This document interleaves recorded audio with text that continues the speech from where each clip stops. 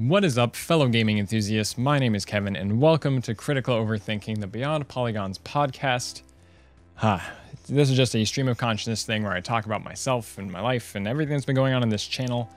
It's just because I like looking back on my life. It's something that I learned from CGP Grey. Great YouTube channel if you've ever seen him. If you watch and read a lot of his other things that he like works on, or like his podcast rather, he doesn't really read, but like his podcast, you get a sense of like how focused he is on life. It's so interesting. He's such an interesting person. But anyway, we're gonna talk first about what I uploaded this week, and that is I talked about a Canadian game show called Uh-Oh. I was going for a bit of like an H3H3 thing with it, but I feel like that's like the model right now that a lot of people are doing.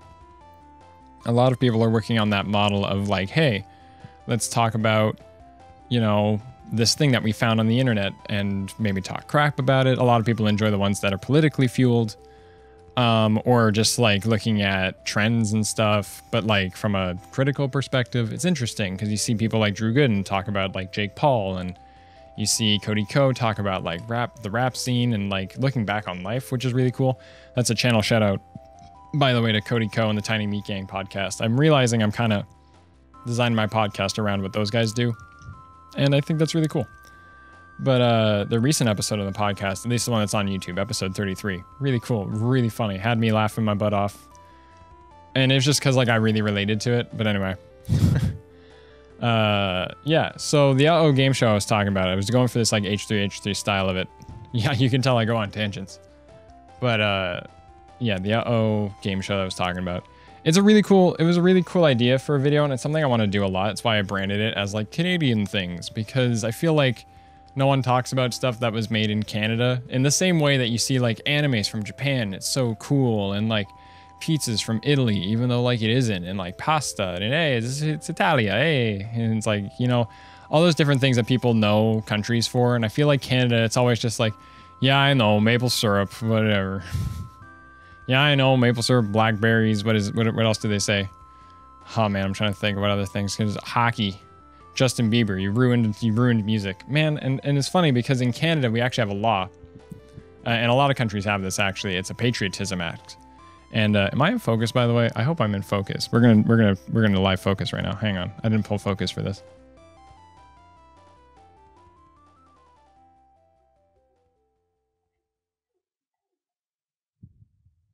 That seems okay. I turned down the aperture too so I could stay in focus. But anyway, this is breaking the fourth wall. I'm working on a camera, but I feel like that's fun. I'm just talking to myself. But yeah, what was I talking about there? I totally just lost my train of thought. But the Uh-Oh game show, talking about Canadian things. I love it. I love talking about Canadian things because it's so easy to forget about. Maple syrup. Sorry, that's what I was talking about. Other things that Canadians are remembered for. Maple syrup. I'm trying to get everyone on poutine because poutine's amazing. But admittedly, Alton Brown from Chopped, or what was the show I watched him on? It wasn't Chopped. It was the other one where it's like 3 chefs and they have to like do challenges and stuff, and it was like weird. Because they would like, it's like messing up people's meals and stuff in like a funny way. But it's like enough, it has enough sort of, oh man, I can't remember the name of that show now. Because it was like food challenges or whatever, but it wasn't called like that. Oh man, it was so good. Because it was like, here you go, you have to make clam chowder, but instead of using friggin' whole cream, you have to use whipped cream. And you're like, what? And no one can like figure it out. But they're like actually like, they're actual like cooks. And they're trying to be like, maybe I can like melt it down and do something. Who knows, right? Like, maybe if I melt it down, it'll bring this like sweetness to it. We can do something else. And I don't know. It was a cool idea for a show. It's not Canadian though. But admittedly, Food Network has like a huge presence in Canada. And I feel like there's definitely like a lot of Canadian chefs that are probably on there. But it all ties into this, where I'm going for with this, because all countries have this patriotism act. I didn't even write this down. This was going to be what I was going to talk about, but I'm just going to vent about this for a sec. The patriotism act, a lot of countries do it. It's just the idea of all media outlets that are like based in the country have to display and air a certain amount of Canadian things, right? Like a certain percentage of all content. I want to say it used to be 1/3 and now it's down to like 1/4. And I feel like it might even be getting smaller. But like, definitely when I was growing up, it felt like we had to have a lot of Canadian things in our lives, right? Like things like Reboot were all there. And like we had a lot of great music before. Like Billy Talent and stuff, like in good music. And I feel like when Carly Rae Jepsen and Justin Bieber all came in, they were all just like, sweet, we'll just show all their stuff because they're like huge. And it's, oh man, it's so bad. But yeah, so because of that, you get game shows that are trying to go for something similar to Nickelodeon, but at the same time, you know, being made out of a studio in Toronto, and it's like, we didn't have as much money because the Canadian dollar sucks. So you get stuff like this where you can see that they're going for something big, and they use like a lot of like primitive technology. I don't even talk about like the technology they use and like the funny transitions that are very 90s and whatever, but it does feel like uniquely Canadian. Anyway, so I'm going to go through a few of the comments here because they were all great. It was really fun to talk about this show because the show, was just such a funnier time, you know. It was such a, it brings you back, and you're like, when I was a kid, I totally got it. Like I get the rules, and I still know the rules to this game show, even though like they didn't follow them. And you start to notice like more and more often that like things didn't make sense. But the more I think back on it, I'm like, I'm pretty sure I also knew back then that it didn't make sense. Cause it's just like, they got the question like wrong, and I'm sitting there just like, yo, that was a hard question, but like now I know the answer to it, I guess. So I think that's the point of trivia like shows, when they have the trivia questions. But yeah. And like, there's this middle segment. I wish I talked about that middle segment more in the script, but like it was, what was it? I mentioned like, like how all the kids have like a nickname, and those kids are like running an obstacle course. And then like the three teams that are in the studio are like betting on them. And that's the second round. And that's how you like, what? Like kids are betting on other kids to see who wins. Like you vote on who you think is going to win. And all you know about these kids is like, they got to yell into the camera. Like there's like, yo, my name's whatever, and I'm going to kick butt. And they got to do that like really loudly. And then all the kids would be like, yeah, because there was like a huge crowd there, and they're shooting it in some really small town. It's so great. That's like the most underrated part of that whole show. And so yeah, the more I look back on it as I was like editing the video, I'm like, yo, I should have talked about the second segment a lot more. It was a lot crazier. But it didn't make any sense because like on the show, it didn't matter. It was so inconsequential. You only get like 35 points if you get it right. Whereas when you're doing spins around the wheel, like if you get an answer right on the trivia question, you get 50 points. But I guess it's a harder question. Whatever. It's still dumb. Anyway, so one of the comments was saying from Clip On Sunglasses, what a great name, said obligatory video and arcade top 10 video when? It was weird because like the title of the show had video in it. Because there was a show here called Video and Arcade Top 10. And I want to watch that again because it was crap. It was a crappy show. The more I think about it, I'm like, yo, they were just trying to sell me video games without like showing any footage. Like it was really bad. It was really bad. It was such a crappy show. And even when MLG was like televised, because they needed to be like a half hour, they cut out like all the gameplay. And they were like jumping around footage and stuff. Like it was so bad. Because one thing you learn about video games is that it's very hard to capture the excitement of like a 20-minute, 30-minute round. Like League of Legends is starting to do it now. And thanks to like Twitch and stuff, more people are watching video games as a sport. But like at the time, if you're really good at like Street Fighter, the chance of that getting like streamed anywhere was like, what's a stream? Anyway, so it was so interesting to be into video games as a sport back then. Yeah. Anyway, so I would like to talk about that show because it's really bad. And the host's name was Nicholas Pickles. And they were just like, haha, it's funny. Like Wink Yahoo fit the character perfectly because it was a wacky game show. You can't just call yourself Nicholas Pickles, maybe because they're trying to be cool. Because it was like, it's video games, it's edgy, it's whatever, it's Nicholas Pickles. And it was funny, I was at Anime North and we met a random guy who said his name was Nick, and he's like, yeah, a lot of people call me Nicholas Pickles because of that. And I'm like, yo, everyone remembers Video and Arcade Top 10. It's so funny. But yeah, the Yoshi gamers from Alberta, and they say that they remember it, which is awesome.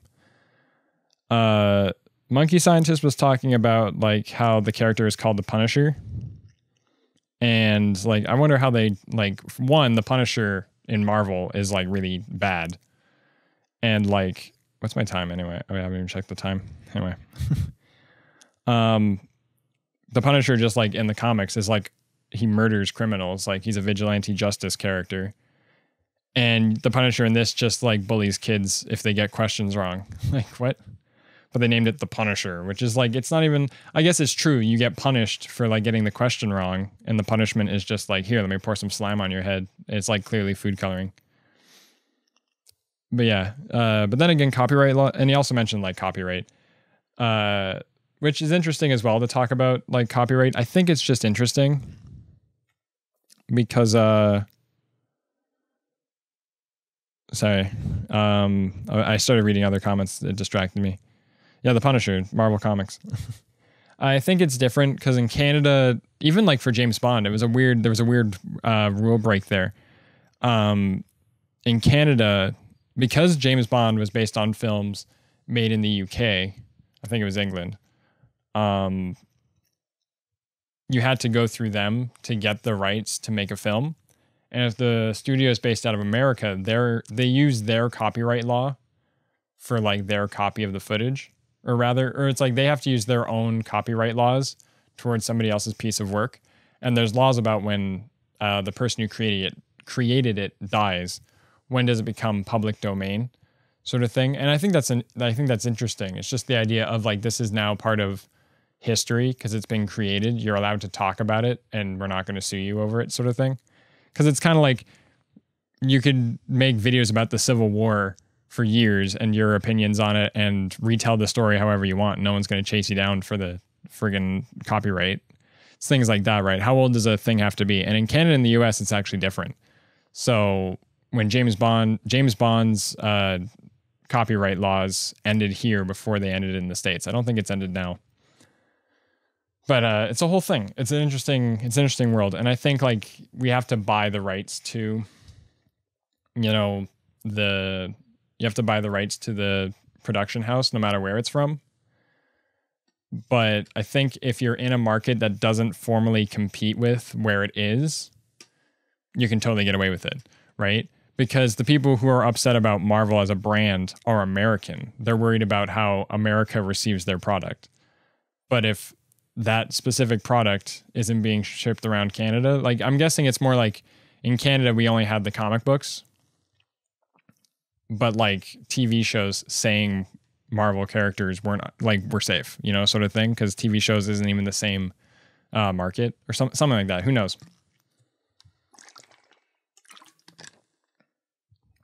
My mouth is dry. Anyway, but thank you for everyone who watched that. I know it didn't get a ton of views, but I just want to keep doing things like that. Like every once in a while, that'd be just a fun little show to talk about. And I feel like I'm just expanding my horizons. Anyway, so I guess from here, we'll talk about the last podcast and read over those comments. And then I'll look at my notes and we'll talk about the stuff on the notes. Oh yeah, by the way, in Uh-Oh, there's a character, which is very important. I meant to mention this. Wink Yahoo, the host. He's played by an actor in Toronto, or he's from Montreal, but his name is Scott Yaffe. I forget what he does now, and I'll Google him right now, actually. We're going to Google him right now and see what he's doing right now. But my friends and I, we were like so into him. We were like, yo, let's get in contact with him. And apparently they did. Because keep in mind, he's essentially like a washed up actor, right? But like, he's not washed up. He's just, he can't really do the kids shows anymore for all we know, right? Because he was born in 1970. He's 48 now, right? Like, geez. Anyway, what was I going to say? What is he doing now? Apparently he was in like commercials, and this is such like a washed up actor thing to start doing. Like once you're done kind of doing it, and it's not even washed up. I don't want to say that because like he didn't really get like the big show anyway. It was just like, was his big show. Man, I feel like I can't say this right. Look, Scott Yaffe, if this ever reaches you, although I feel like I can maybe get in contact with him myself and just be like, yo, let's talk about like what it was like to work on Uh-Oh, because I feel like that'd be really fun. Add him to my list of guests. Yeah, he's been in a lot of things, but there's not a lot about him. He's in commercials, a prominent voice actor as well. He is the promo voice for the Canadian television station Sun TV. I haven't watched that. I think it's a small station, as well as the voice behind many radio and television commercials. Maybe I should ask him about that. Cartoons and radio comedy series Grip Radio, produced by Latigan Media Group. I don't know what any of that is, but that's what he's doing now. It's cool. We could ask him about it. But anyway, so there's that. I guess we'll go to the comments now from last week's video, or last week's podcast, which was legitimately published yesterday from when I'm recording this. But I do that just to get like the immediate comments. So Lyceolia, Lyseolia, Lyceolia.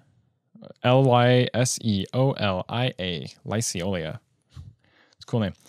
Said, first time I decided to listen to a podcast, and it's surprisingly interesting. Regarding DK64, go watch the Geek Critique's review of it. He points out a fatal flaw that will hinder your experience if you follow the completionist way. So maybe I shouldn't play the completionist way, because I haven't been able to drag myself back to playing it. But yeah, and then he covers like a lot of playing Fire Emblem 7, and he talks about like the charm that FE7 was because it was so simple. I don't think archaic's a bad word, but I guess like that's like a debate over like the connotation of that word, because archaic sounds like it's ancient in a way, but I'm using it just in the sense that like what they were doing before was a lot more raw and true to what it wanted to sort of be, but where like the beauty of it was still like the main focus, and it was something that you couldn't really put your words on until you try to, or you couldn't put words to it at the time, because as it's grown more and more popular, it's like the simplicity of it was more why we liked it, sort of thing. Maybe that's a way to discuss it. I want to talk about that video. It's a video I got to work on. I got a comment saying, will you get guests on from Mecha Shadow? And having the podcast on Twitch and having the chat there. I don't want to do it live. I actually want to like talk to myself personally. It's just something I would rather prefer. I feel like if it was Twitch, I would want to make it like an actual like coherent sort of state of mind. Maybe when we start getting guests and this grows, we can move it over to Twitch if that's like how controlled it gets. But I really want it to be casual. But I do have an idea for a first guest. I haven't talked to them yet, but when I get a chance, because I know he's going to be in the area, and it'd be fun to have him on if he's up for it. I'll have to borrow my friend's mic so we can both hold a mic. But yeah, Animal Crossing backgrounds from Vibranerd. I guess that's the best we got now. Oh, and then Deep Solid 43. I was also wearing a Bullet Club shirt because I love Japanese pro wrestling.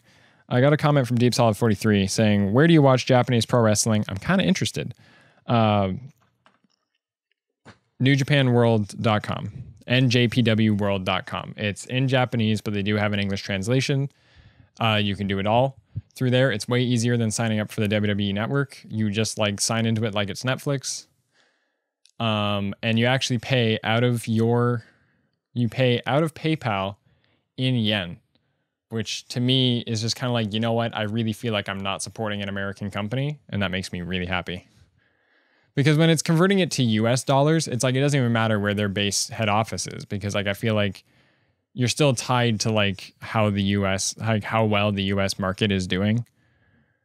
And then yeah, so I like that I'm actually working in Japanese money, so it's like I'm really supporting New Japan Pro Wrestling, which is cool. Yeah, NewJapanWorld.com. Also check out their YouTube channel. Their YouTube channel is all in Japanese, although I think it might have an English counterpart. I haven't seen it. But they actually uploaded a free match from last year's event that I watched recently, which is why I'm all hyped up on wrestling, which was Dominion. And Dominion last year had Kenny and Okada, their barn burner draw, which was great. I just spoiled it. They got a draw at the end of it. But the point is, it's like, because talking about events that just happened, it's like, it's up, it's live. Go watch it. It's a great match. It ends in a draw, but like, oh boy. Oh man, was it a match. Like those two know how to rock the world. And at last night's, or the other nights, which I guess by the time this comes out is like last week, at Dominion of this year, Kenny finally won. Kenny did it. They had a best 2 out of 3 falls match with no time limit, because that was why they drawed before. So it's like, see, it was I had to explain it because it's story wise, but they had to have a draw before. So they said, okay, no time limit, and it's the best 2 out of 3 falls. And Kenny did it. Kenny won. Kenny is finally the IWGP heavyweight champion, world heavyweight champion. And it's considered such a big deal because it's this belt that represents all of New Japan Pro Wrestling. So Kenny Omega from Winnipeg, Manitoba, Canada finally did it. So I'm all hyped up on Canada. We're talking about Canada this podcast. That's definitely going to be the title of it. Anyway. And those are the podcasts from last week too. So let's talk about what videos I have coming up and whatever. The uh-oh thing was something I've always wanted to do, and that was a very fresh thing to work on. And a part of me wants to go back to video games. I'm not sure exactly what I want to do. I've been playing Donkey Kong 64. Do I want to like slowly take at that and then write like a big opinion? Do I work on one of my old ideas that I had written down that I thought would be really big videos, but they would take a while to make because I think they're going to be really big videos. Those are like last week, me talking about the Pokemon remakes. And like I mentioned as well in this video, the Fire Emblem 6 and 7 videos, because I want to make those really good. But they're going to take a lot of work because I'm doing that. I guess I can go over the script a few more times and I can try and plan it out, and I'll do that this week and stuff. But yeah, those are the videos I'm kind of working on. If there's another game that I have like lined up for like easy content, it's Mega Man Zero. I got the collection on DS. And I haven't even beat the first one. It's a hard game. And in some ways, I'm like, maybe that's the point, because it's like Mega Man X. It's supposed to be hard. Because it's Zero. Zero's from Mega Man X. The game's going to be hard. Maybe that's what they're going for. And Mega Man games kind of always were hard. Like, and I think that's another thing to talk about with Mega Man. So Mega Man always tries to hit this sort of level of difficulty. And I think that's also where my number 9 went wrong. Because it tried to do that, but it was hard in like a cheap way. It wasn't hard in like a good way. But Mega Man always knows how to pose the right challenges. At least like for a blind playthrough. I feel like Mega Man is the prime example of like, until you know the patterns and until you get good at the game, it's a hard game. And I think that's interesting. Because like I can play Mega Man, especially Mega Man X. Like Mega Man Classic, I get it. And it was mainly just because Mega Man's moves were so restricted that made it hard. But like Mega Man X was like, oh man, now it's fast paced. Now it's hard. Especially like I've played all of them, but like only bits and pieces, and it was at a friend's house, so I don't know them all that well. But like X4, X5, especially X6, because my friend forces us to play on the hardest difficulty. You're like, holy crap, this game's freaking hard, dude.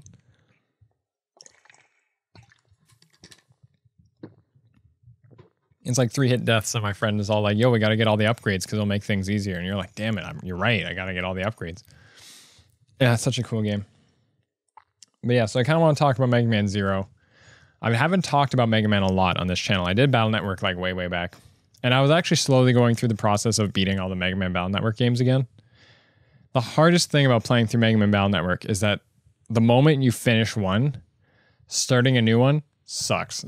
Because like at the end of the game, you've got all these like you got this sweet chip library, and you're just like, yo, I'm going to wreck everything. But like, it's not. Like by the time you finally put together like a program advance, you're like, yo, I'm so ready. Like I got the right pieces. And that's like, it's the best kind of grinding, because it's not like Pokemon where you're grinding out experience. In this game, you're grinding out like good chips. I got to talk about Mega Man Battle Network again because it's so good. I love Mega Man Battle Network. It's such a great concept for like it's like everyone's like, oh, it's a Pokemon knockoff. Bro, it's so much more than that. It goes way past it. Because like you can tell, like I get it, and it's written in history that like Keiji Inafune was like, we're trying to capitalize on like Pokemon and adapt it to Mega Man. But like they adapted it to Mega Man so well, it doesn't feel like a Pokemon knockoff in a lot of ways. And I don't want it to hide in that shadow because it's really good. But anyway, so I'm on to Mega Man Zero. Yo, I'm totally gonna play Mega Man Battle Network 3 now because I did 1 and 2. 1, I've speedrun so much, like I'm used to it. I know how to do that game. And like I'll mess it up again if I played it again, but like I'll know what I'm doing. I'll remember everything. And once I like remember it all, I'm like, okay, I got it. But then I did 2. 2 was the only one that I had never beaten prior as a kid. And then technically 3 I never beat, but I got right to the final boss and then I had to return it because I rented it back in the day. So I got to redo that. I already did Battle Chip Challenge. So I got to do like 3, 4, 5, and 6. Man, I just love those games. That was a burp. That was gross. Oh, my mouth is so dry.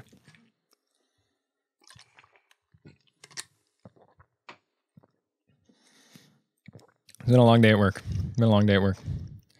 So I guess that was the next point. I want to talk about like what I feel like playing next week, because I feel like that's fun. I've only been going for like 30 minutes. Okay, well, what else do we talk about here? I don't want to talk about Life GS yet because it sucks. Well, I'm going to do a channel shout out here because I also had it written down because I was watching a channel right before I got started here. Coincidentally, from a Canadian. This whole thing's about Canadians, apparently.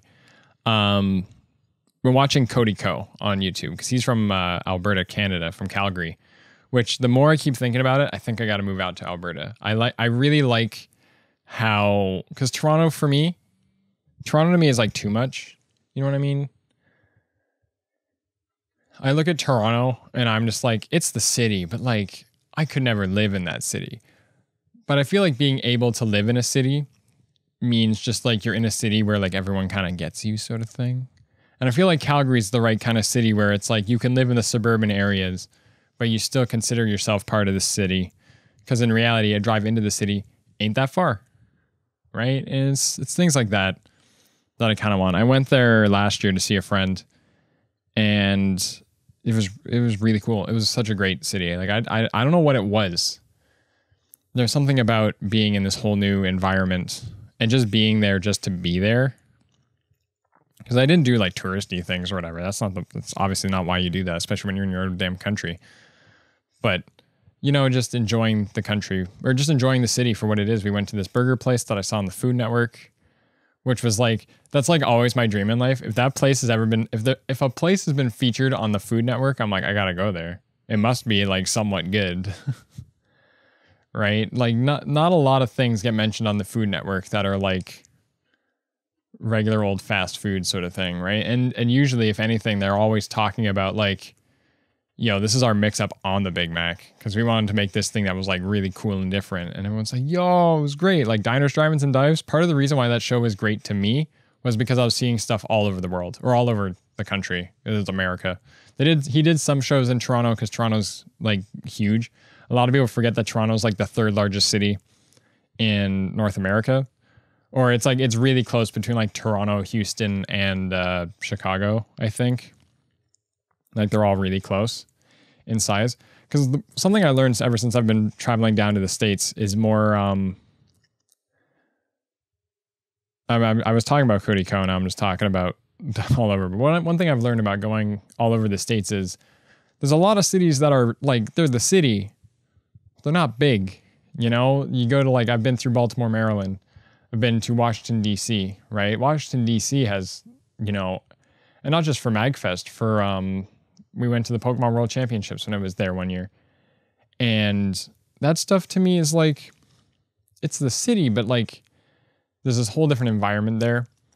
And it's not even that big. I think it's like 3 million in that area, whereas Toronto is like 5 or 6 million, 8 million in the like metropolitan area or something. Like it's a huge amount of people. And then Chicago's up there, Houston's up there. I think Dallas and Atlanta, Georgia are nearby. But there's also like, even like Seattle, Washington, not actually that huge, but I loved Seattle, Washington. I wouldn't mind living in Vancouver either. But yeah. Portland, Oregon, it's definitely like another one of those, like that's the city, but like it's a different city. It's a very small city comparatively. But yeah, so Calgary is up there for me, and Cody Ko's from that city. And I think it's an interesting, the mentality that my friend told me that is common in Calgary is it was either work to live or live to work, and it was one or the other, right? And you just kind of looked at it as the idea of, they work their jobs and that's fine. Like they just get by doing that sort of thing. They're not looking for craziness in life. They just want to, they're going to go to their job, whatever it is, and get by, and I like that. I think that's really cool because that's what's interesting about Cody Ko. And I was watching his videos is even though he kind of looks like a pretty boy, he's got his pineapple haircut, whatever.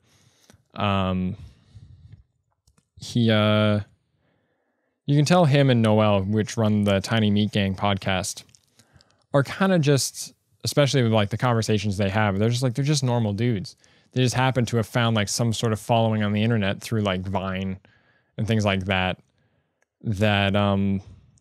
they're trying to find their sort of niche in the world and like make money to live and stuff. And I think that's cool. I think that's a really cool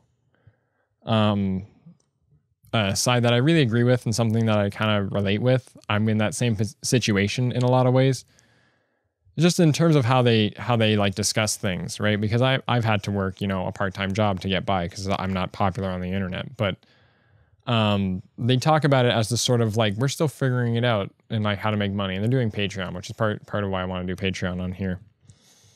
But I love his videos when he talks about like YouTubers and Jake Paul and Lele Pons and whatever. Something that is really interesting about that, and I tweeted about this is going to be a fun side conversation, is I look at people like Jake Paul and Logan Paul and whatever, and I think to myself, you know why they're famous, right? They're all famous because some of them got lucky, but a lot of them just got daddy's money, right? And I say daddy's money because that's just like how I picture it in my head. Family Channel, typical rich kid. Be like, oh, I'm so rich, daddy's money can carry it. Maybe I'm thinking like Willy Wonka and the Chocolate Factory. Don't know where I hear that in my head. I'm not trying to be misogynist and say that the mom can't bring money home into the family as well. But I feel like it's much more characteristic or stereotypical for in a situation where, and I guess that's the joke. It's the idea that it's stereotypical. You can get mad that it is stereotypical, but I believe that it is stereotypical. Saying that it is, you know, is the way it is.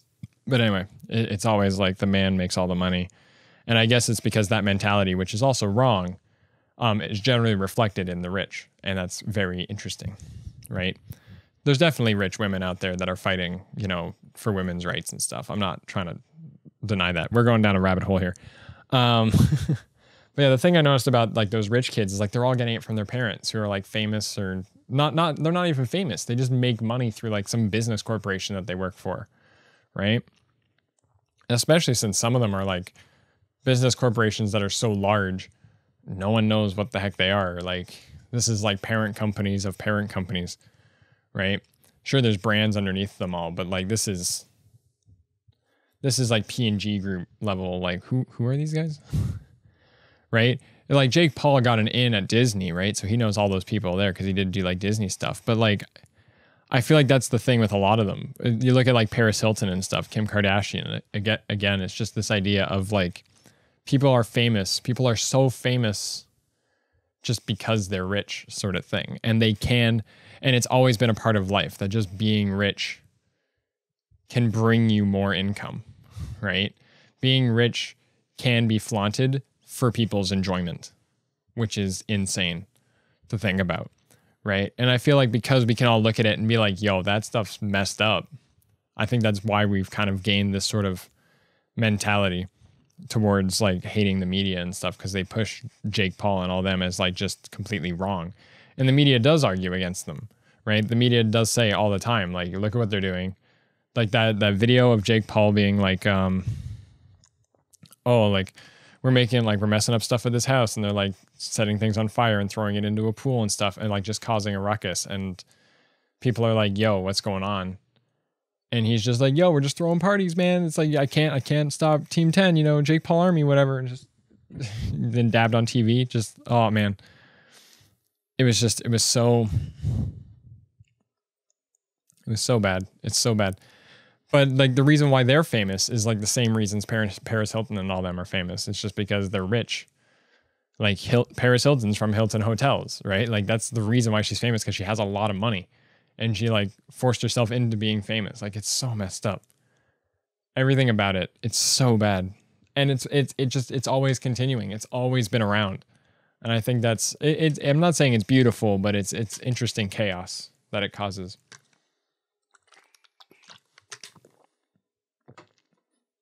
Because I think what's interesting about it is the fact that I think it's almost unanimously that you look at those types of people and you go, what they're doing is wrong. They're into the wrong crowd. They like, it's very poor mentalities they're spreading amongst kids who do watch it. And maybe that's like kind of the nice thing about their existence is that we can use them as examples to say, yo, don't do that. Because I feel like there's always going to be like these necessary evils just from people, you know, disagreeing on things in life. And you can argue that the other side is stupid. And it's because they are. But all the stupid people are getting along. But the interesting thing is they're going to look at you and they're going to be like, no, you're stupid. Look how successful I am. It's clearly working. And you're just like, well, you know what? In some ways, you can't get mad at him about that, right? From his perspective, I'm just some hater. And that's fine. I guess I can't change his mind on that. You have to change all his followers' minds and kind of be like, yo, don't watch that. That's very bad. And that's what's happening. But anyway. What's my time now? I vented about the internet. Oh, man, it was only like 10 minutes. Oh, man, I'm talking a lot. I'm talking real fast. I don't even realize it. What do I want to talk about? I guess life. We're into the last 20 minutes, I guess. So a big update. Oh, I guess this could go on to quite a tangent, actually. This could be cool. So as for things that are going on in my life, because I want to end on this, because it's usually like, for me, it's kind of heavy, but at the same time, I just want to do it just to like vent. And I feel like that's an important thing to do with podcasts. Everyone should vent every once in a while, just because I'm talking to myself, and that's what I do on a regular basis. But yeah, I've made the decision. I'm not going back to school like I was initially planning. I didn't really talk about it much in the first episode or episode 0, whatever. But I was going to go back to school. The plan was in September, I was going to go back to school and start making money. And then it was funny because on last week's podcast, I was like, yo, debt sucks, right? And I was talking about that. And the reason why I was talking about that was because a few days later after that, it didn't happen right after, but like I was talking about it because debt was getting to me. And then a few days later, I get an email from the school being like, yo, before school starts, you got to give a $500 deposit. And I was like, man, I don't want to pay that. That's more money. And they're like, it's non-refundable deposit. It's got to come out of pocket. It even mentions like if you're on OSAP, still got to pay it. And I was like, man, why? And the more I think about it, it's like, you know what? What is that degree going to get me? Right? Especially in marketing, doesn't matter. I can do all my own studying thanks to the internet and stuff. And if I do want the degree, if I do actually want the, credential for whatever reason, I'll do it like part-time when I can afford it. But the reason why I'm doing it, even though it is like a bit sad that I'm not going back to school, I'm trying to be optimistic and I'm trying to think, you know what? I have a lot of time now. I got a lot of time to talk about things now because now I have to weigh my options.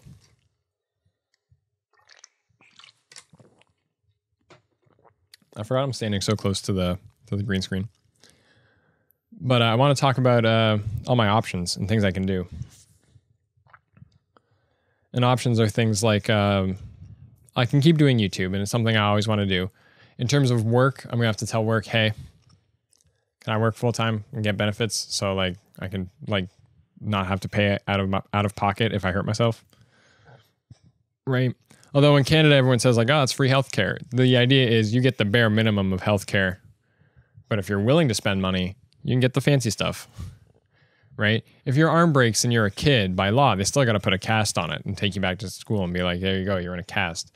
And they're going to weigh like how bad the fracture is. And they're going to be like, yo, if it's just a little fracture, whatever. Like if it's just a little fracture, here, it's in a splint. Don't move it too much, right? I don't think they'll do that. Like if it's like a hairline fracture or something, who knows? Those sorts of things. But like for me, when I broke my arm, I broke it clean in half. It was real bad. I hate looking at people's bones breaking. It is like, ugh. And it's funny, Mortal Kombat, I'm kind of okay with it. Because like I at the same time, I get the dude bro sort of like you see a guy like break his arm and you're just like, oh, like that's, and people like look at it like that.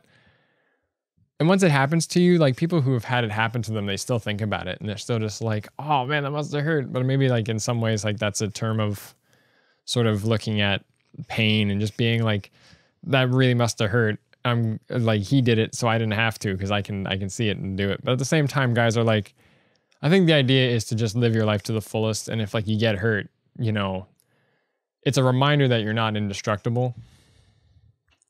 but it's like it's a pain that like you should probably like if you do it, tackle it head on, because like you're living, we're also willing to pay the consequence, sort of thing, I guess, is the more endearing way to look at it.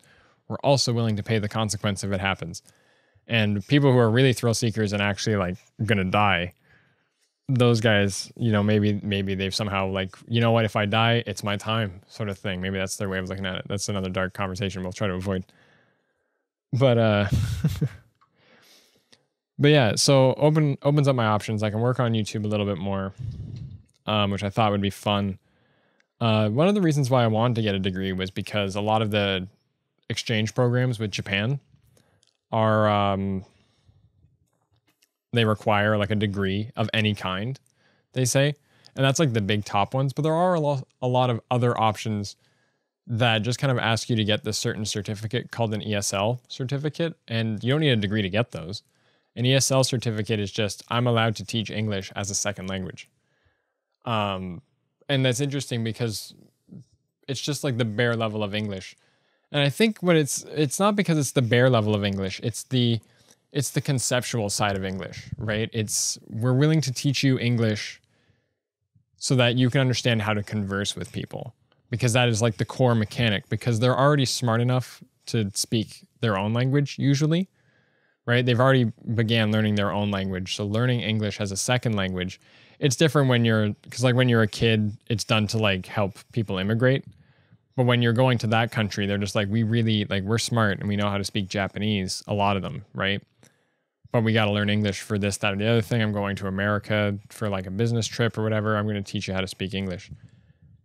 And we can do that. We can do that. And I think the sad thing is that if you were to do it in Japan, it's like you got to stick to the script and you got to teach them English this way because that's what they want to learn. And I feel like that's fine. It makes sense. Someone just joined the Discord server, which is nice. I'll say hello to them when I'm done recording. Which means that one probably came from a video, which would be cool. But yeah, talking about things to do in life. Where was I going with that last one? I don't remember where I was going with that last one. Because some of them, ESL and teaching English in Japan, and that would be fun. And I'll see what the prices are to do something like that.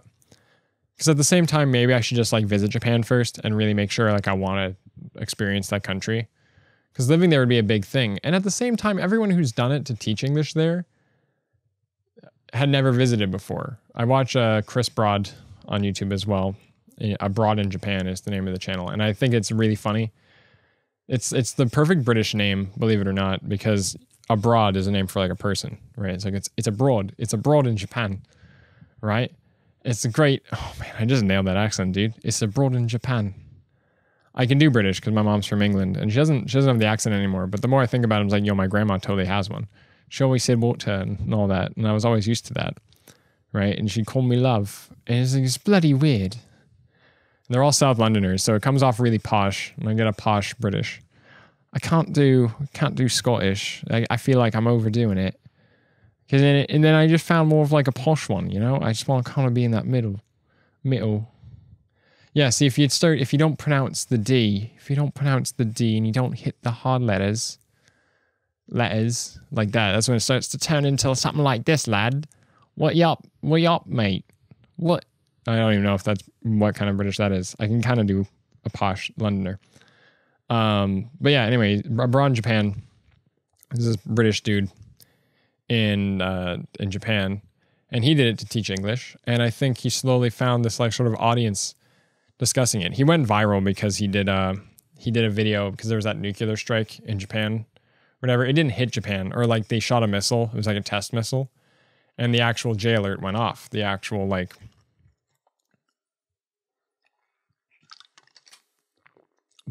emergency services that go off in Japan, and they send messages to everyone. Even like the TVs will turn on and be like, bruh, the world's like, there's a missile, you should get to cover, sort of thing.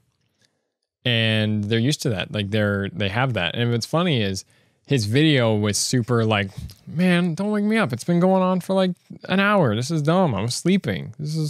Stop it. But like, that's the point. You know, like that's the funny thing about it is in Japan, it's actually very like they're used to North Korea kind of being there. When you live that close to the beast, you're aware of like, yeah, every once in a while they shoot a missile. If they ever hit us, yeah, we'll let them have it. But like, we're getting bored of this, right? Like they're not going to start a war because they know that they wouldn't win, right? And I think they're aware of that at this point. Because North Korea, keep in mind, we're going to get really political and go down a bad rabbit hole here again, but North Korea, keep in mind, like, yeah, they talk big talk, and it's important that we kind of go like, we're aware that you got missiles. Please don't fire them. You got that out of us. But what, like, stop threatening us with them. Like, what are you trying to get out of us, right? Like, what are they asking for? That's what I never understand. It's like, what is North Korea actually like expecting? They're like, yep, we're just going to war. We're just letting you guys know. We're just like, hey, we got missiles here. We're working stuff up. Like, what? That's a great way to look at North Korea. Make fun of them like that. And it's interesting that I started this podcast talking about being Canadian, and now I'm talking about teaching English in Japan. And that's because I'm actually kind of a globalist. I like looking at countries for the things that they're famous for. And I just feel like Japan has this really great mindset. And especially since watching New Japan Pro Wrestling, man, we're mixing the whole world together now. And even just New Japan Pro Wrestling, it's the conversations of like, because again, Kenny Omega is from Winnipeg, Manitoba. And for those of you who don't know, Winnipeg, Manitoba, it's a city, but like it's a small city, right? But he found his way up. He worked his way up, and he's now the IWGP heavyweight champion, and he's the face of this Japanese company. And that's the kind of globalism I would love to see. And Kenny Omega, also huge nerd, like a huge nerd. Like him and Xavier Woods from WWE talk smack to each other about playing Street Fighter, which is so funny to me. Oh man, he's just and his finishing move is called the One-Winged Angel, and his music sounds like a Final Fantasy final boss theme. Like, it's so good. Like, everything about it. Like, he wants to be a nerd, and he gets to be a nerd. And that's his character. Like, it's so great. He's a great worker, too, and he deserved it. He's at the top. Kazuchika Okada was considered, like, the greatest New Japan wrestler. He was the actual face of the company, and you believed it, because he put on amazing matches. But then Kenny, like, had a hard time beating him, and finally he did. He did it. He's the champion. I'm curious to see where we go from here. Who is he going to defend it against? Maybe that's his thing. He starts kind of going, okay, I'm going to challenge you for the belt. Okay, I'm going to challenge you for the belt. And then at some point, Kota Ibushi is going to be like, hey, Kenny, can I challenge you for the belt? And you're like, whoa. It's going to be a whole big deal. It's going to be a great storyline if it happens. Man, so I want to do this whole thing talking about pro wrestling. I guess it's another thing I want to do. I kind of want to start a pro wrestling channel. Because I actually, at the same time, would love to try to get into pro wrestling. That's something else that'd be really fun. I know I'm not built. I'm a skinny dude. But I actually have, like, because I'm skinny, if I started working out, I would, chisel out because I have no fat on me either. It's just hard to work out. I did a little bit of working out before I started filming because I was like, man, friggin', because like my one leg, because I actually dislocated my kneecap. Let's talk about Kevin's injuries as well, playing sports. So I got a bum knee. It's not bad, like I can walk, but it's just one of those things that like I'm always reminded of the time like it got dislocated, and like it terrifies me. I've had a few moments where my knees like buckled. I think that's the feeling of being buckled, but it literally feels like, you bent the wrong way for 2 seconds. Like you ever get that? Like have you ever felt like a part of your, like it's kind of like when you roll your ankle and you get that feeling of like, you pressed it the wrong way too hard. It's like that, but at your knee. Like, oh. And then for like 3 days, like I was like, I should probably get it checked out. But like I didn't take it, like, but then I was just like, I was careful with it, and I didn't do anything silly with it, and it doesn't hurt as much. Like I can agitate it and make it hurt more. But whew, boy. So yeah, again, another reason why I kind of want benefits. So it's like if I do need to get this checked out, I want to make sure it gets checked out well, and I have the money to like take care of it. I don't think it'll be bad though. I think if I just work it out, like I can increase like the joints there. I'm stronger. I'm working them out against like the couch right now. Maybe I'll do some more squats before I go to bed. But yeah, so I mean, I got a lot going on. That was another thing I was hoping if I went back to school, because with school you get a free gym membership. So I was like, oh, if I had a free gym membership, I should probably like, oh, actually, if I get a free gym membership, like, would I go to the gym all the time? And at the same time, I don't think I would, because the gym there kind of sucks. I would have to get like an actual gym membership, but I need a gym buddy. Like but I don't know what kind of gym buddy I want. Like I wanted like a dude bro that I can go to the gym with.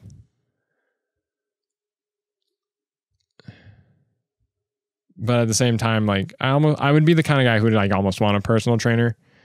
Just someone who's there to be like, yo, I'm gonna help you out. Like we're gonna go hard, man. We're gonna become best friends because I gotta get through to you to work harder. Right. And like I could have a friend who does it too, but like again, like it'd be expensive. Anyway. I'm all over the place. And I was totally like just exhaling into the mic. I hope it didn't come out too bad. The waveform doesn't look horrible. But how much time do I have left here? 7 minutes. 7 minutes. I want to eat up this whole hour at least. The moment I do one less than an hour, I'm going to be like, ah, crap. What? Oh, wanted to be an hour. I'm trying to eat healthier at the same time. I am and I am. It's weird. When I worked at a fast food place for like way too long, friggin', maybe I was eating better in some ways because I was eating fast food for like lunch every day. And like before I would go home, I would grab some McDonald's. That's where I worked. I gave it away, which I hated. But you know what? And to their credit, in Canada, they do try to make it a point to like mention Canada stuff every once in a while, right? They do try to make it a point to do that. And I think that's important. And I think that's cool of them. But at the same time, they're only doing it because they have to, right? They have to follow Canadian health code laws too. That's why our stuff's a little bit more expensive here. We don't have a dollar menu because we can't afford it. No company could afford a dollar menu unless it was like literally a slider with no condiments. Like one little like White Castle burger. That would be like $1. In Canada, it'd be so bad. But anyway, I would eat that like after work every day. Big Macs, snack wraps, whatever. I did snack wraps for a while because like chicken is generally like better on your stomach. Red meat can get to you. But like maybe I was eating better. Maybe I was getting more calories because I don't feel like I'm eating worse. But at the same time, I'm kind of like, I don't feel like I'm eating as often. And it's because at work, all I get now is like a slice of pizza and a coffee. And that's okay. Like I'll eat it. And I think it's also the problem that I don't walk to work anymore. I guess it's the summer now. I guess I should start walking to work. But yeah. I was also saying I was going to do a pro wrestling show. I want to do it on its own channel if I was to do it. But at the same time, I don't know how I want to do it in such a way that'd be interesting. You know? And maybe pro wrestling is kind of its own little nerdy that like no one... Because I want to spread the good word of pro wrestling. I want more people to watch it because I think it is a great show when you watch the right stuff, right? WWE's trying really hard right now to do the whole, hey guys, look, women's movement, women's rights and whatever. And that's fine. It's good. But in New Japan, there's just no women in the New Japan. And if you want to watch the women wrestling, they have their own division. I don't think that's wrong. I don't think that's wrong at all. Because the moment you see a guy and a woman fighting, people get a little like, People get a little weird about it. Oh man, there's a new... Oh, I forgot. E3's going on at the time I'm recording this. I'll have to look up something because I can't keep up with it anymore, man. I can't keep up with E3. I was like, give me all the trailers and stuff when they come out. Excite me up for the announcement. Like, yo, hey, Nintendo Direct's happening now. I think that's the problem. The Nintendo Direct hasn't happened yet. And that's the only one I really care about. Because I don't have time to play friggin' PlayStation, Xbox games. I don't have time for it. It's just this. And I love my classic games too much. So we worked our way back to talking about games I'm ready to play. I like playing the games like I have because I like playing the older games. The reason why I like playing older games is I feel like we're digging up, you know, the relics of eras at the same time, right? Playing N64 games and you're like, this is the beginning of 3D platforming, right? It seems so easy now. Right. And I'm not going to argue that these games hold up necessarily today in all regards. Maybe in some regards. But I think the reason why any of them hold up is because of the archaicness they have. You know, the sort of the missing things that they tried to shoehorn in later and the roughness to the movement and stuff. And I was watching Kid Icarus's video on the hardest Crash Bandicoot levels. And I think he did it as this weird sort of means to look back on the newest Crash Bandicoot. Or was it on the newest Crash Bandicoot only? I don't remember. But he talked about the hardest levels. And what was interesting was he said a lot of his complaints came from, yo, the controls in this game aren't perfect. You know, it's hard to make certain jumps. You hit things. It's a hard game. But it's not hard because it's supposed to be hard. It's hard because it's like poorly coded. Right? And that's, at least that's the way I took your video, Caddy. I think it was good. I think it was great. It made me think. Because I never played Crash. Crash was something like I saw someone play. I had a friend who I never went to his house very often, had a PlayStation. He was playing Crash. And he only did it like a few, and I only watched him play it. I don't even remember getting my hands on it. So, and I know people are going to hear me say that and be like, yo, you got to play Crash then. It's great. I don't know if I can get into it, man. The more I look at it, it's like, yo, I had to be raised on that. That's something that like I couldn't start playing it and be like, oh, that's great. I would play that and be like, this is different. This is not why you gotta go down a hallway all the time. And the way he described it is like, it's hard to tell the 3D movement of stuff, but maybe that's the point. Like maybe that's the beauty of Crash Bandicoot, is the fact that it's supposed to kind of be, it's a platformer in the sense of like its obstacles and stuff. Like it is just like, it's like a 3D Donkey Kong Country, right? If they were trying to make a Donkey Kong Country game 3D, this is what it would be like, right? Sort of thing. It wouldn't be a collect-a-thon adventure game. It'd be a level by level, it's difficult sort of thing. And it's how the 2D platforming style, where the idea of obstacles and enemies and stuff is the real design of platformers, like just obstacles and stuff, and adapting that to 3D. That's a good way to look at Crash Bandicoot, actually. I kind of like it. But yeah, it's my time now. 1 minute left. Woo!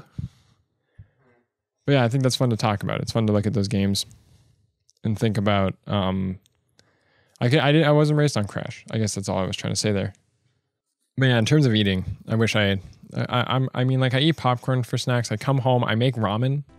It's come one. I do make sure to put veggies in there. I do try to put some sort of protein in there, so it's like got some sustenance to it. I might make some ramen after this actually, because I'm hungry. But anyway, yeah, at least I got the time to record this podcast. At least I managed to do that. I've been a bit scatterbrained today, so I wanted to just get that over with. I'm just looking at other things I had to plan.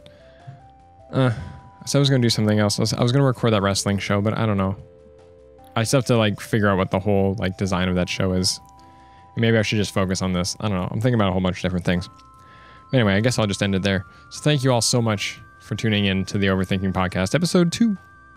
Episode 2, we're getting there. We're working on it. We're doing weekly videos. At least that's something.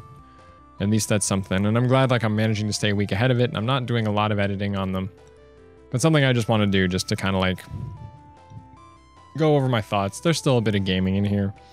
There's tons of stuff. This channel, I want it to be like a variety channel anyway. But I want to find that sort of voice that we're going for. And eventually maybe we'll get other people on the show. I want to get a guest on here. I want to get like other people on the channel, which is something I want to kind of like work towards. It's something I've always wanted to do, but I got to find the right way to do it, you know, because I'll probably just like ask friends. And if you leave a comment being like, show me your channel, hey, email it to me and I'll look it up. But don't be upset if I'm kind of like, I don't know, man. I don't know. I don't know what you're going for, man or woman. I don't know what you're going for. Sort of thing. Like I don't want to mix it up with like too much stuff, like depending on how I think your channel. If I don't think your channel is that good, just accept that sort of thing. Like I have a right to an opinion and I'm like, I didn't find it entertaining, man. I'm sorry, I don't want that on my channel. But I kind of want to grow into like a studio sort of thing. I've always wanted to do something like kind of like that. I thought it'd be fun. But yeah, anyway, that's me just talking about aspirations. Thank you all so much again for tuning in. And I'll see you guys all next week with more. I'll see how it goes with videos. We'll see what I end up writing, because I want to just like, when I usually do it on my days off. I usually like a week off where I just like sit and I think to myself and I type.